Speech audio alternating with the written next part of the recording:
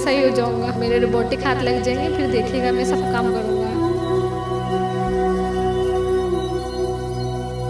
Electric की गफलत ने उमर को उम्र भर का रोग दे दिया। हंसता खेलता मासूम उमर अब दूसरों के सहारे जिंदगी गुजारने पर मजबूर है। इस बड़े सानहे से गुजरने के बाद भी उमर ने हिम्मत नहीं हारी। हाथों से महरूम होने की वजह से उमर मोबाइल गेम्स पैरों से खेलता है। कभी क्रिकेट इसका पसंदीदा खेल हुआ करता था, अब फुटबॉल ने इस खेल की जगह ले ली है। अस्पताल के गुजारे हुए दिन उसके लिए भयानक ख्वाब हैं। मैं हॉस्पिटल में ज़्यादा अम्मी को मिस किया। मुझे मेरा स्कूल याद आता है।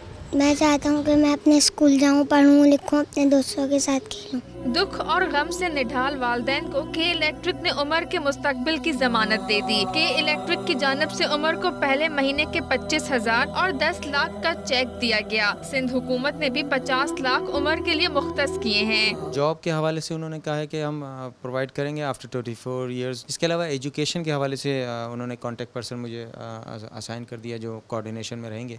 तो जो भी एक्सपेंसेस होंगे बच्चे के हवाले से एजुकेशनल, वो सारे एक्सपेंसेस वो डायरेक्ट इंस्टीट्यूट चलेंगे। तमाम तर वादों के बाद भी सवाल ये है कि क्या उमर अपनी जिंदगी पहले की तरह बिना किसी सहारे गुजार सकेगा? टेंशन वायर गिरने से दोनों हाथों से महरूम उमर के वालिद से वादे तो बहुत किए गए, अब देखना यह है कि ये वादे वफा कब होंगे।